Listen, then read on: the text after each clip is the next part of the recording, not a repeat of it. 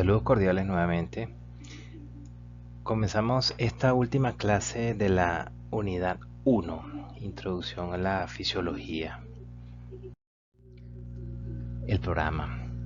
Revisen el programa, estudien según el programa.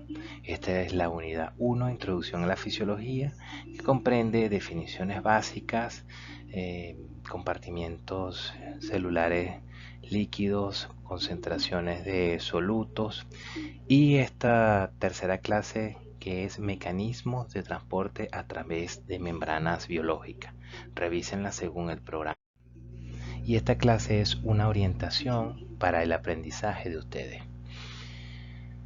Diferencias de concentración entre plasma y líquido intersticial. La diferencia más importante en la composición de estos dos compartimientos es la presencia de proteínas. Ya se lo había adelantado en la clase pasada, principalmente la albúmina. En el compartimiento del plasma hay proteínas, hay albúmina, a diferencia del espacio intersticial. Las proteínas plasmáticas no cruzan con facilidad las paredes capilares por su gran tamaño molecular y por tanto no se encuentran en líquido intersticial. Recuerden la gráfica que les mostré en clase pasada sobre lo que separaba en el líquido extracelular el líquido plasmático del líquido intersticial, y era la pared capilar. Esa pared capilar no la atraviesan las proteínas por su gran tamaño. Las proteínas están en el líquido plasmático. Las proteínas plasmáticas están cargadas negativamente, también lo habíamos mencionado, y esta carga negativa provoca una redistribución de pequeños cationes y aniones que penetran, ellos sí difunden, la pared capilar. Y esta redistribución de cationes y aniones a través de la pared capilar es lo que se conoce como equilibrio de Gibbs-Donan. La redistribución puede explicarse de la siguiente forma. El compartimiento plasmático contiene las proteínas no permeantes de carga negativa. Para cumplir los requisitos de electroneutralidad, y que en este concepto no se les olvide, electroneutralidad de los compartimientos en el organismo humano, el compartimiento plasmático debe tener una concentración ligeramente inferior de aniones pequeños, por ejemplo cloruro, y ligeramente superior de cationes pequeños, sodio y potasio, que el líquido intersticial. ¿Por qué? Porque ya el compartimiento plasmático tiene a las proteínas que están cargadas negativamente y tiene que tener una concentración superior de cationes para neutralizar la carga negativa de las proteínas. Pero eso no significa que no tenga aniones pequeños como el cloruro, pero lo tiene en menor concentración.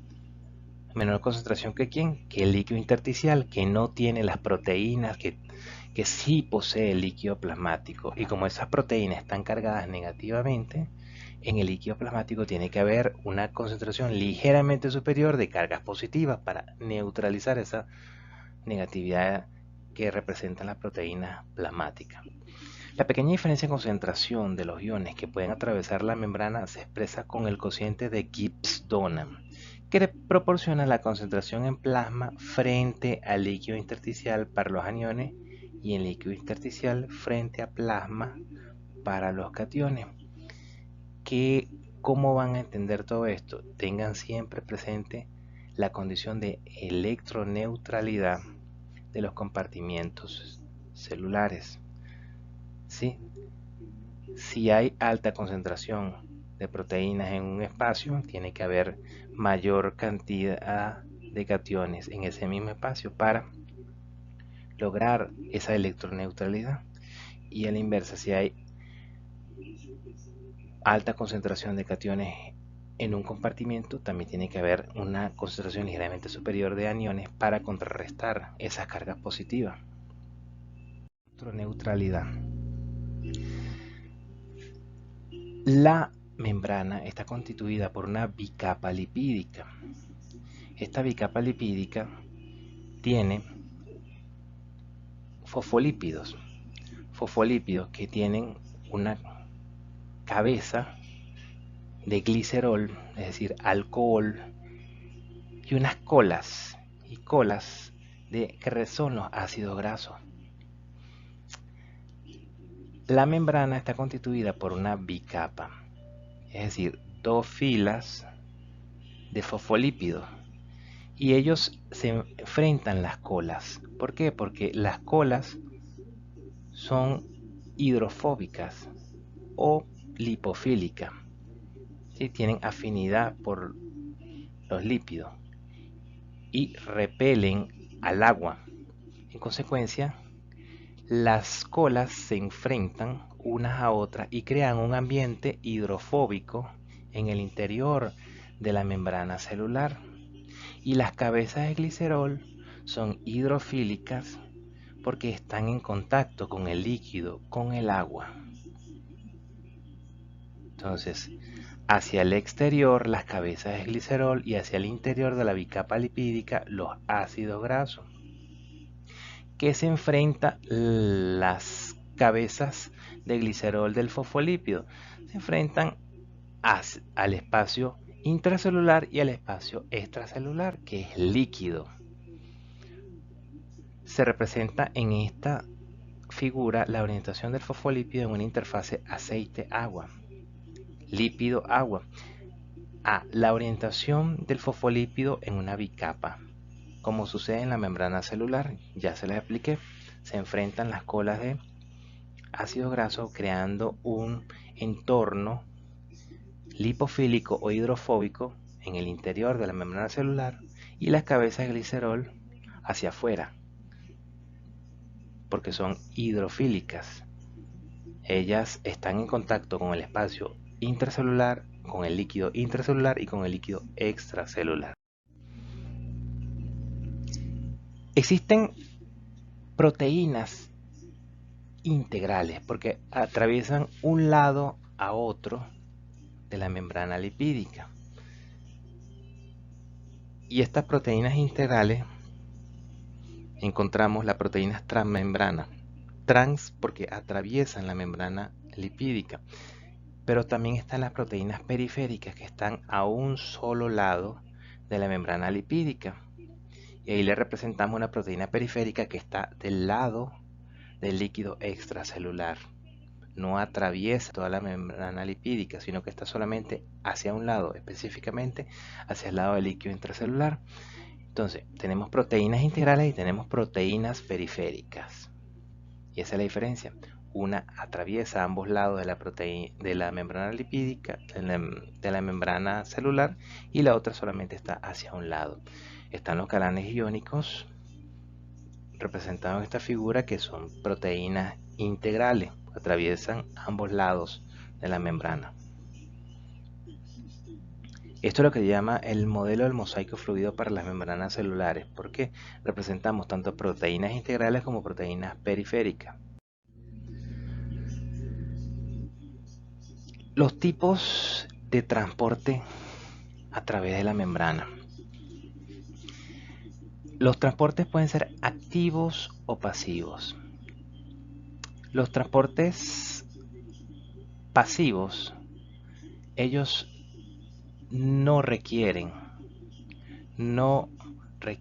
energía para darse, porque el transporte pasivo no va en contra de un gradiente. El transporte pasivo es descendente, es decir, va a favor de un gradiente. El transporte activo es ascendente porque va en contra de un gradiente.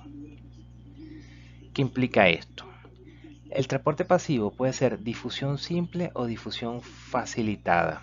¿Cuál es la diferencia entre difusión simple y difusión facilitada?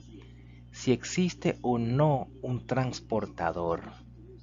Si existe un transportador, hablamos de difusión facilitada.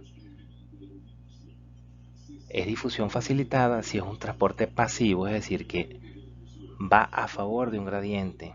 Es un flujo descendente, pero apoyada por un transportador, entonces es difusión facilitada. Si no es mediada por un transportador, entonces es difusión simple. Ninguna de las dos requiere de energía metabólica para darse. Ahora, el transporte activo. El transporte activo va en contra de un gradiente y en consecuencia necesita de una energía para poder darse ese transporte, porque va en contra del gradiente, necesita energía metabólica. Este transporte activo puede ser primario o secundario. Es primario cuando esa energía metabólica para poder darse el transporte la aporta directamente el ATP. Si esa energía la aporta el ATP, hablamos de transporte activo primario. ¿Por qué la energía la aporta el ATP? No depende de un gradiente de sodio. Ahora, esta dependencia de un gradiente de sodio va más hacia el transporte activo secundario, porque el transporte activo secundario no depende directamente de la energía del ATP, sino que utiliza la energía de un gradiente. ¿Sí? Entonces, es cotransporte si los solutos se mueven en la misma dirección que el sodio a través de la membrana celular. Hablamos de contratransporte si los solutos se mueven en dirección contraria al sodio a través de la membrana celular. Porque el gradiente de sodio proporciona energía para el desplazamiento de otro soluto, pudiera ser incluso otro catión, podría ser otro soluto como la glucosa, podría ser el calcio. Dependiendo de si ese soluto se mueve en la misma dirección que el sodio o en sentido contrario al sodio, hablamos de cotransporte o contratransporte, pero ambos son transportes activos secundarios. Recapitulando, los tipos de transporte son transporte a grandes rasgos, pasivo y activo. ¿Cuál es la diferencia entre uno y otro? El pasivo se mueve a favor de un gradiente, no necesita energía para poder darse. El transporte activo se mueve en contra de un gradiente, por eso necesita energía para poder darse. Y el activo se divide en primario y secundario. Primario, la energía para poder darse el transporte la recibe directamente el ATP. Secundario, no la recibe directamente el ATP, sino de un gradiente de sodio. Y este transporte activo secundario se divide en cotransporte y contratransporte si el soluto al cual se está transportando se mueve en la misma dirección que el gradiente de sodio, es cotransporte. Si se mueve en dirección contraria al gradiente de sodio, es contratransporte. Cinética del transporte mediado por transportador. Vemos una gráfica, un sistema cartesiano, en el cual el eje de las abscisas representa la concentración y el eje de las ordenadas la velocidad de transporte. En una difusión simple vemos una línea intermitente en la cual a medida que aumenta la concentración del soluto aumenta la velocidad del transporte. Eso en cuanto a difusión simple. Pero cuando el transporte es mediado por un transportador, ese transportador es saturable. Es decir, llega un momento que a pesar de que se aumente la concentración de soluto, no va a aumentar más la velocidad de transporte, porque ya ese transportador, que es el que transporta, valga la redundancia, el soluto está saturado. Y es donde vemos esa TM que está representada allá arriba en la curva del transporte mediado por transportador, que representa el transporte máximo. Hasta ahí ya se saturó el transportador y no va a aumentar más la velocidad de transporte. Al principio sí aumenta, conforme aumenta la concentración, aumenta la velocidad de transporte, pero llega un punto en que ya se saturó ese transportador y no va a seguir aumentando la velocidad de transporte, así aumenta la concentración del soluto. Esa es la diferencia entonces entre el transporte mediado por transportador y el transporte por difusión simple. El transporte mediado por transportador es saturable.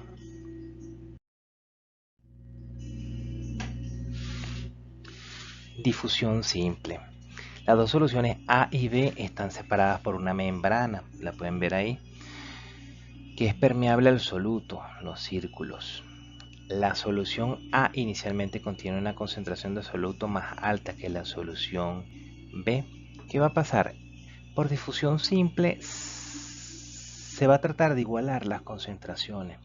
¿Qué quiere decir esto? Que si la solución A tiene mayor concentración de solutos que la solución B, los solutos, si la membrana es permeable a ese soluto, van a comenzar a migrar desde la solución A hasta la solución B para tratar de igualar las concentraciones de soluto. Ese es el gradiente.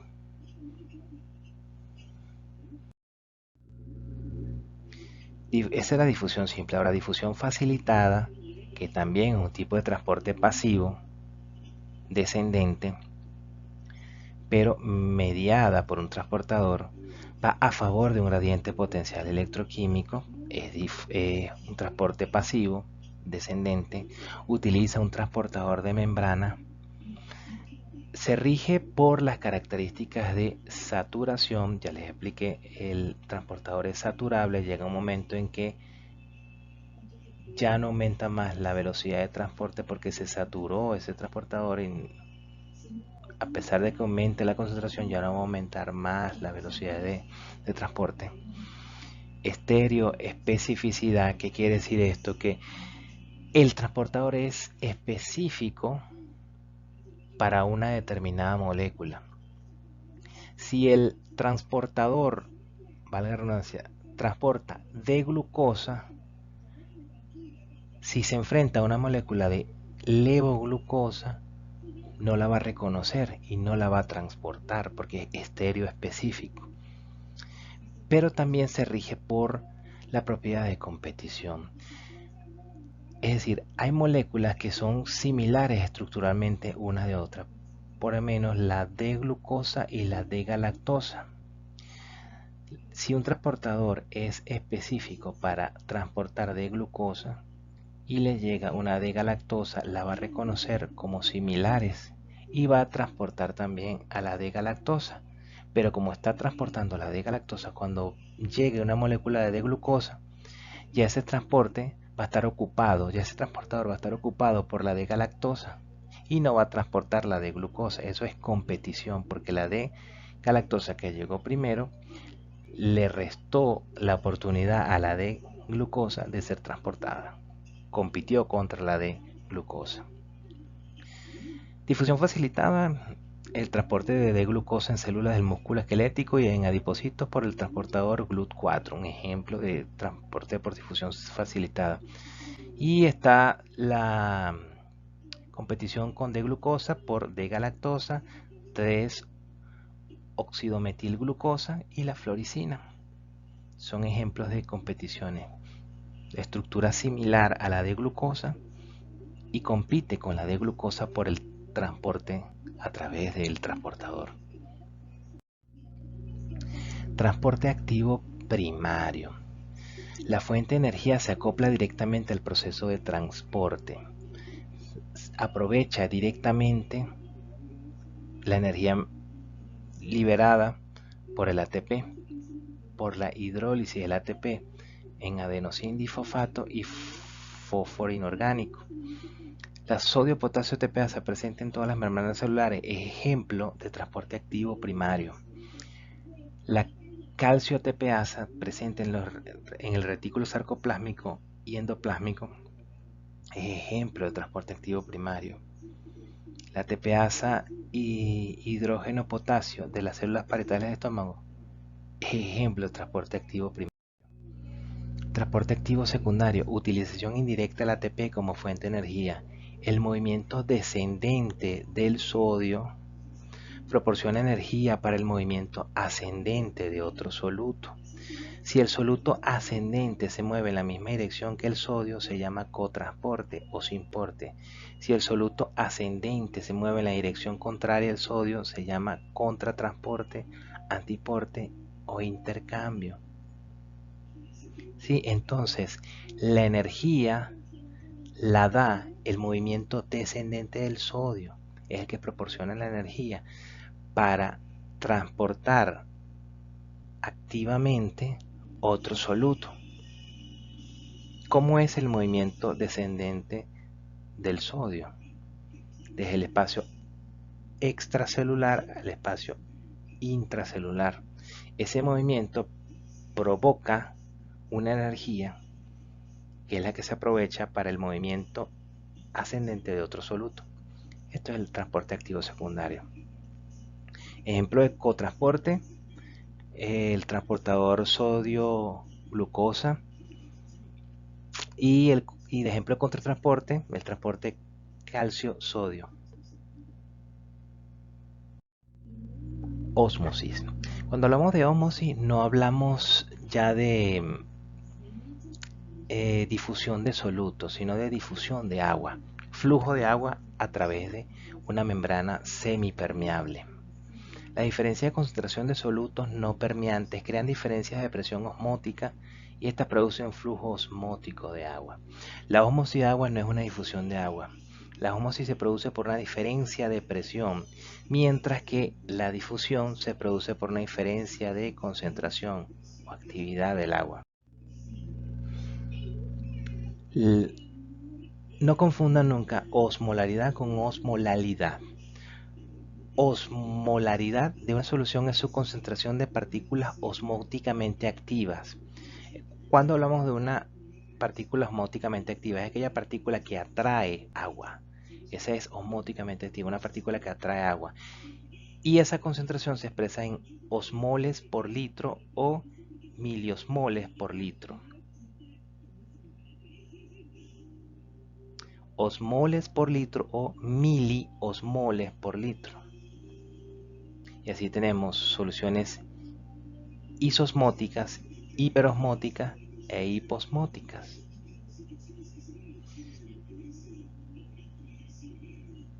Isosmóticas son soluciones con la misma concentración de la sangre. Hiperosmóticas, concentración más alta que la de la sangre. Hiposmótica, concentración más baja que la de la sangre. Ahora, la osmolalidad es similar a la osmolaridad, salvo que es la concentración de partículas osmóticamente activas expresadas en osmoles por kilogramo de agua. Ya no es por litro de agua, es por cada kilogramo de agua. Entonces tenemos una gráfica que nos muestra la ósmosis, la presión osmótica. En un panel A vemos solución 1 y solución 2. Solución 1, mayor concentración de solutos que la solución 2. ¿Qué pasa? El agua, recuerden que ósmosis es flujo de agua, no es difusión de solutos, sino flujo de agua. Esa membrana es semipermeable al agua. Entonces, como la concentración es mayor en la solución 1 que la solución 2, el agua se va a mover desde la solución 2 hacia la solución 1 para tratar de igualar esas concentraciones a través de un flujo de agua. El flujo de agua va a ir desde donde hay menor concentración de soluto hacia donde hay mayor concentración de soluto para tratar de igualar esas concentraciones. Ese es el flujo de agua por ósmosis. Ahora, en el panel B vemos un experimento en el cual aplicamos un pistón que genera presión para detener el flujo de agua de 2 hacia 1. La presión que necesita aplicar ese pistón para detener el flujo de agua desde solución 2 hacia solución 1, eso se llama presión osmótica. El soluto círculo se encuentra a un lado de una membrana semipermeable. Con el tiempo, la presión osmótica creada por el soluto provoca el flujo de agua de la solución 2 a la solución 1. Se observan los cambios de volumen resultantes en el panel A. Ahora en el panel B, donde le aplicamos el pistón que genera presión, las soluciones están cerradas a la atmósfera y se aplica un pistón para parar el flujo de agua a la solución 1. La presión necesaria para parar el flujo de agua es la presión osmótica efectiva de la solución 1.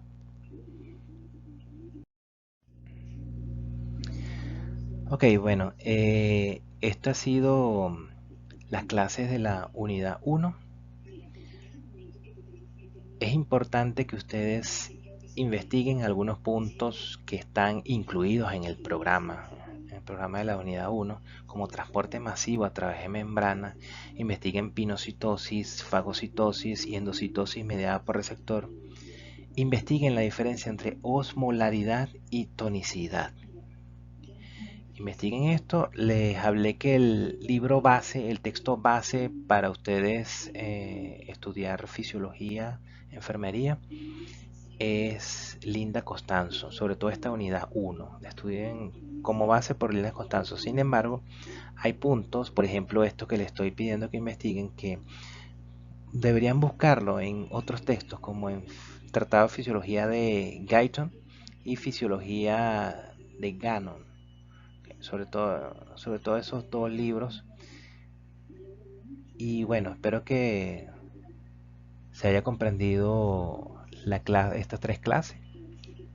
Cualquier duda estaremos en comunicación a través del aula virtual y a través de sus delegados. Bueno, muchas gracias por la atención.